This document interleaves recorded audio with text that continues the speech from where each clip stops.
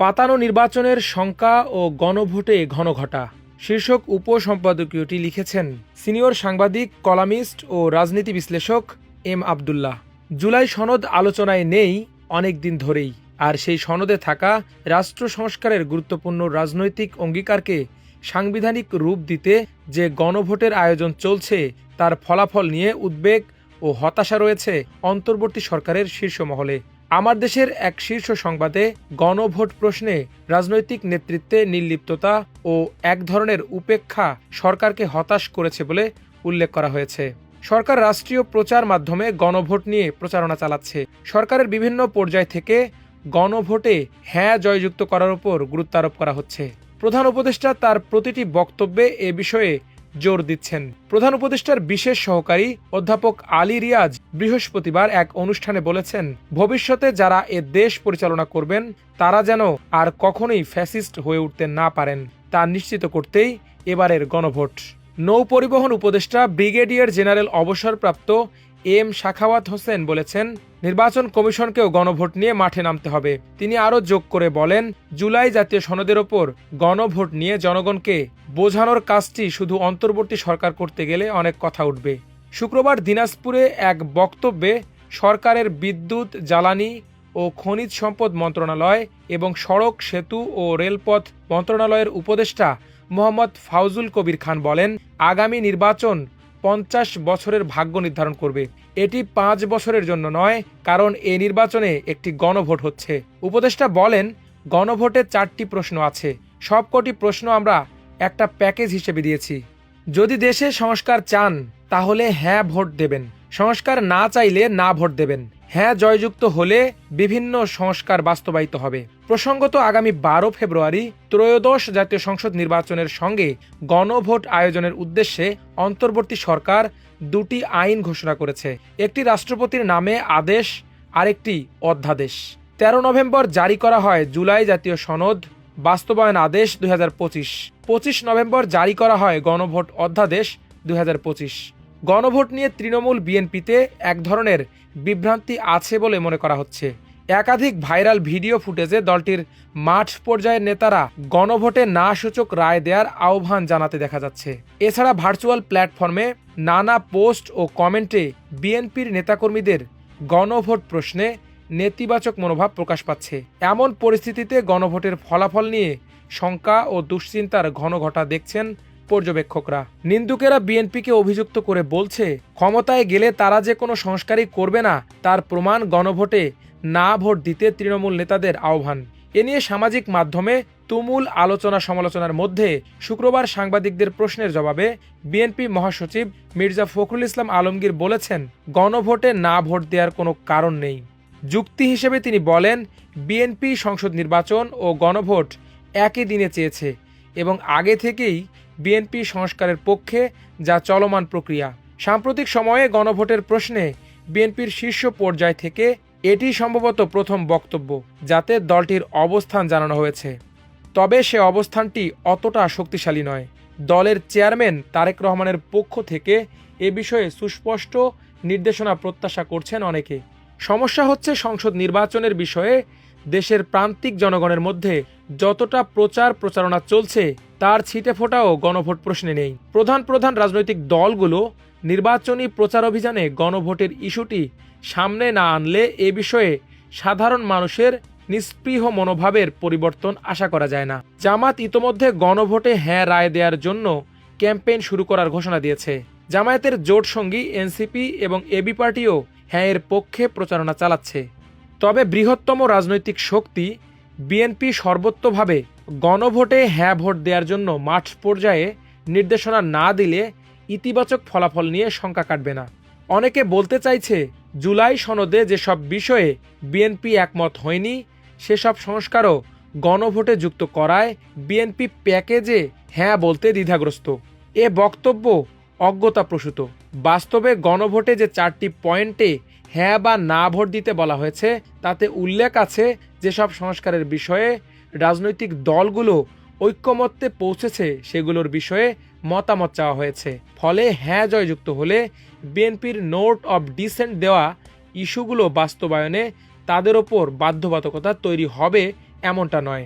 তবে জাতীয় সংসদ নির্বাচনে প্রতিদ্বন্দ্বী প্রধান কোনো রাজনৈতিক দল না ভোট দিয়েছে বলে প্রমাণিত হলে ক্ষমতায় গিয়েও তাদের জুলাই অভ্যুত্থানের সম্মুখভাগে থাকা ছাত্র জনতার অসন্তোষ ও চ্যালেঞ্জের মুখে পড়তে হতে পারে। ধরা যাক একটি দল কোনো আসনে তাদের প্রতীকের 2 লাখ ভোট পেয়েছে, কিন্তু সেই আসনে গণভোটে হ্যাঁ ভোট পড়েছে 1 লাখ। তাহলে অনায়াসেই প্রমাণিত হবে ওই দলের ভোটাররা সবাই হ্যাঁ ভোট দেয়নি। এতে সংস্কার প্রশ্নে সেই দলের অবস্থান প্রশ্নবিদ্ধ হবে। এবার আসা যাক আরেকটি পাতানো নির্বাচন এর আশঙ্কা প্রসঙ্গে। ভোটের দায়িত্বে থাকা দলীয় ডিসিএসপিদের অপসারণের দাবি তুলেছে বাংলাদেশ জামায়াতে ইসলামী। বুধবার প্রধান নির্বাচন কমিশনার এএমএম নাসির উদ্দিনের সঙ্গে বৈঠক করে জামায়াতের পক্ষ থেকে এ দাবি জানানো হয়েছে। জামায়াতের নায়েবে আমির ডাক্তার তাহের সাংবাদিকদের জানান, আরেকটি পাতানো নির্বাচনের পায়তারা দেখছেন তারা। নির্বাচনের প্রার্থিতা বাছাইয়ের ক্ষেত্রে বড় ধরনের বৈষম্য লক্ষ্য করছেন। প্রশাসনের সিদ্ধান্তেও ভিন্নতা দেখছেন।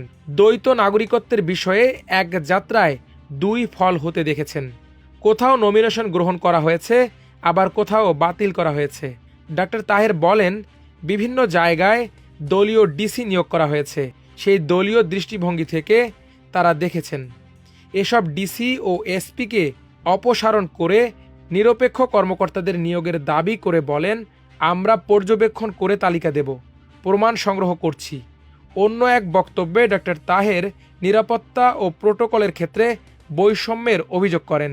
জামায়াত নেতার বর্ণিত বক্তব্যে 2টি দিক, জেলা পর্যায়ের মুখ্য 2 কর্মকর্তা, জেলা প্রশাসক ও পুলিশ সুপারের বিরুদ্ধে পক্ষপাতের অভিযোগ তুলে অনাস্থা ও পাতানো নির্বাচনের আশঙ্কা জানিয়েছেন এবং বৈষম্যমূলক আচরণের কারণে তাদের পরিবর্তন চেয়েছেন। 2. নির্বাচনকালে তারেক রহমানের সমপর্যায়ের নিরাপত্তা চেয়েছেন। তাদের এ দাবির পরদিন মন্ত্রিপরিষদ সচিব জানিয়েছেন, নির্বাচন কমিশন চাইলে ডিসিএসপি পর্যায়ে পরিবর্তনের ব্যবস্থা নেবেন তারা। প্রাপ্ত তথ্য অনুযায়ী রিটার্নিং কর্মকর্তার সিদ্ধান্তের বিরুদ্ধে নির্বাচন কমিশনে 645টি আপিল জমা পড়েছে। এগুলো শুনানি করে নিষ্পত্তি করতে হবে কমিশনকে। রিটার্নিং কর্মকর্তার যাচাই বাছাই শেষে বিএনপি মনোনীত 3 জন প্রার্থীর মনোনয়নপত্র বাতিল হয়েছে। এছাড়া বিএনপি দাবি করে দাখিল করা আরও 22 জনের মনোনয়নপত্র বাতিল করা হয়েছে দলীয় মনোনয়নের চিঠি যুক্ত না করার কারণে। জামাত প্রার্থীরা মনোনয়নপত্র দাখিল করেছেন 276 আসনে। এদের মধ্যে 9 জনের প্রার্থিতা বাতিল হয়েছে। এসব আসনে জামায়াতের বিকল্প প্রার্থীও নেই বলে জানা গেছে। এতে করে জামায়াতের ক্ষোভের মাত্রাটা একটু বেশি। সবচেয়ে বেশি মনোনয়নপত্র বাতিল হয়েছে জাতীয় পার্টির। প্রাথমিক তথ্য বলছে, জাতীয় পার্টির 59 জন প্রার্থীর মনোনয়নপত্র রিটার্নিং অফিসের যাচাইয়ে টেকেনি। এর কারণ হচ্ছে, নিবন্ধিত জাতীয় পার্টির নিয়ন্ত্রণ রয়েছে জিএম কাদেরের হাতে। তার দলের মহাসচিব শামীম হায়দার পাটোয়ারির চিঠিসহ যারা মনোনয়নপত্র জমা দিয়েছেন তাদেরটা টিকেছে। বাতিল হয়েছে আনিসুল ইসলাম মাহমুদের মনোনীতদের। দ্বিতীয় সর্বোচ্চ সংখ্যক মনোনয়নপত্র বাতিল হয়েছে ইসলামী আন্দোলন বাংলাদেশের। 266 আসনে প্রার্থী দিয়েছিল দলটি। এর মধ্যে 39 জনের প্রার্থিতা যাচাইয়ে টেকেনি। আর এনসিপি 44 আসনে প্রার্থী দিয়ে 3টি টেকাতে পারেনি। জামায়াত ছাড়া নির্বাচনী প্রশাসনের বিরুদ্ধে জোরালো অভিযোগ তুলেছে এনসিপি। তারা বলছে, নির্বাচনী দায়িত্বে নিয়োজিত কর্মকর্তারা একটি দলের পক্ষে কাজ করছে। নাম না বললেও তারা যে বিএনপির দিকে আঙ্গুল তুলছে তা উল্লেখ করা বাহুল্য। সংসদ নির্বাচন ও গণভোটের আগে মাঠ প্রশাসনের কর্মকর্তাদের লটারির মাধ্যমে রদবদল করার দাবি জানিয়েছিল জামায়াত। অন্তর্বর্তী সরকার সে পদ্ধতিতেই পুলিশ সুপার নিয়োগ দিয়েছেন। তবে জেলা প্রশাসক নিয়োগ দেওয়া হয়েছে প্রচলিত পদ্ধতিতে ফিট লিস্ট তৈরির মাধ্যমে। টানা প্রায় 2 দশক ক্ষমতায় না থাকায় মাঠ প্রশাসনে আওয়ামী লীগের পছন্দের কর্মকর্তার বাইরে ছিল না বললেই চলে।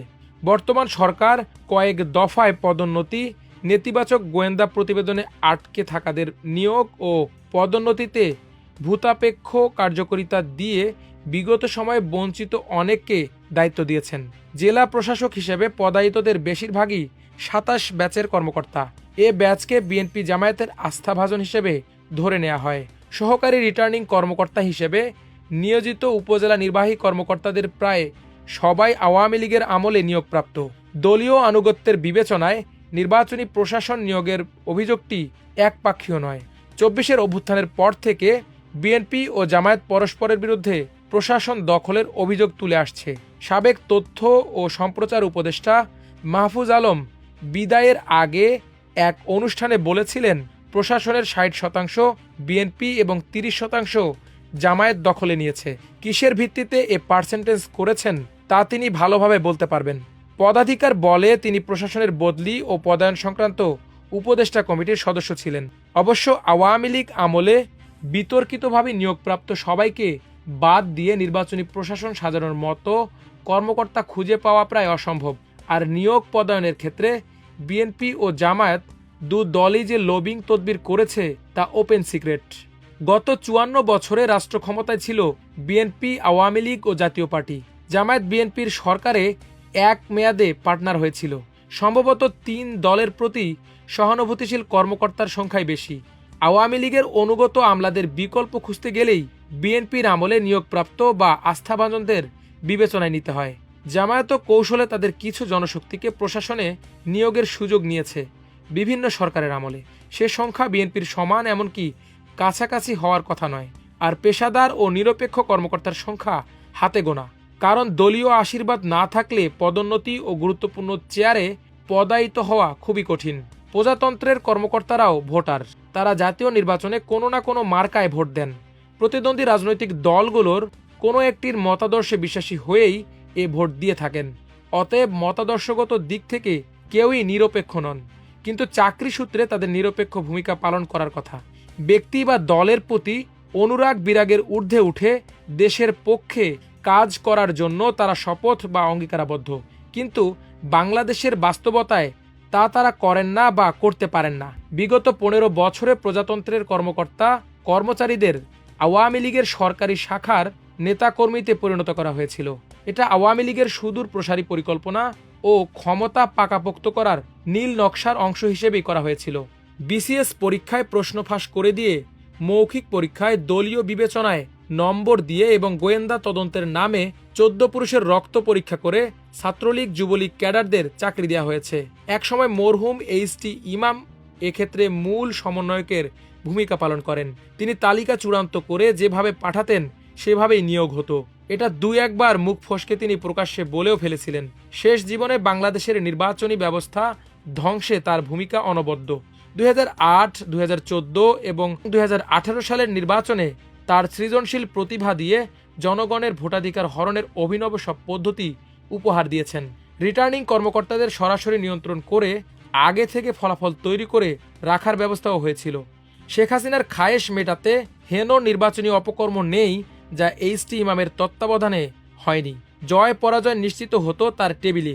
অনেক হেভিওয়েট আওয়ামী লীগারও তাকে তুষ্ট করে নির্বাচনী বৈতরণী পার হয়েছে। ২০২৪ সালে এইচ.টি. ইমামের নির্বাচনী মডেলকে ঈষৎ পরিবর্তন করে কুখ্যাত আমির নির্বাচনে প্রশাসনকে ন্যাক্কারজনকভাবে ব্যবহারের প্রত্যক্ষ ভূমিকা পালন করেন এই যোগ্য শিষ্য দলবাজ মন্ত্রিপরিষদ সচিব কবির বিন আনোয়ার। অর্থাৎ 4টি নির্বাচনই আগে থেকে ফলাফল নির্ধারিত বা পাতানো ছিল। এবারের নির্বাচন সে ধরনের পাতানো হওয়ার আশঙ্কা কিভাবে দেখছে জামায়াত তা আরও সুনির্দিষ্ট ও খোলাসা করলে ভালো হয়। অতীতের দল নিরপেক্ষ তত্ত্বাবধায়ক সরকারের সময়ের মতোই ডক্টর ইউনূসের অন্তর্বর্তী সরকার নির্বাচনী প্রশাসনকে নিরপেক্ষভাবে দায়িত্ব পালনের তাগিদ দিয়ে যাচ্ছে। আরপিও সংশোধন করে নির্বাচনের দায়িত্বে গাফিলতি, শৈথল্য ও অনিয়মে যুক্ত হলে কঠোর শাস্তির বিধান যুক্ত করেছে। সরকার ইতিহাস সেরা নির্বাচন উপহারের অঙ্গীকার করেছে। অতএব নির্বাচনী কর্মকর্তারা একেবারে কোনো দলের পক্ষে প্রকাশ্যে ঝুঁকে পড়লে তাকে অবশ্য শাস্তির মুখোমুখি হতে হবে।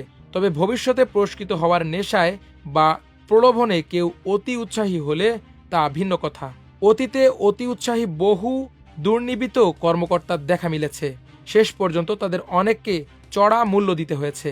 নতুন বাংলাদেশে জনপ্রশাসন দেশের স্থিতিশীলতা ও টেকসই গণতন্ত্রকে প্রাধান্য দিয়ে অনুরাগ বিরাগের ঊর্ধ্বে থেকে সততা ও পেশাদারিত্ব বজায় রাখবে, সেটাই কাম্য।